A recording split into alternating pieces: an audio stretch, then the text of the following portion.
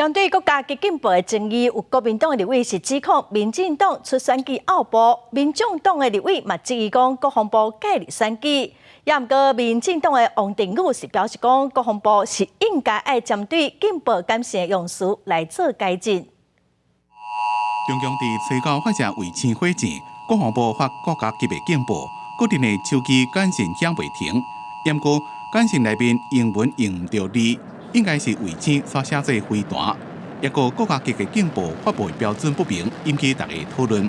而发现国民党团讲这是民进党的选举拗步，因为中共伫去年发射飞弹时阵，国军部公布，这边所针对发射卫星发简讯，质疑国防部介入选举。中国大陆早就公告出来的东西，我们竟然发出了空袭警报，这不是国家级的选举拗步吗？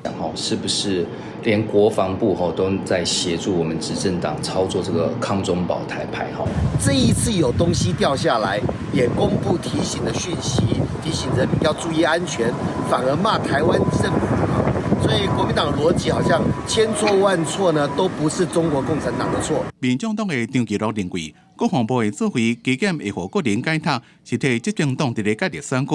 民进党的王定宇是讲，国防部应该就警报的简讯用词相关的指示导引，做更加多进步。另外，针对国防部讲，中共火箭有飞过台南加台东的天顶，高度500公里以上，而且整体是落伫咧中国的境内。学者解中就讲，对台湾无立即的危险，国防部发布警报将无适合，会制造惊吓。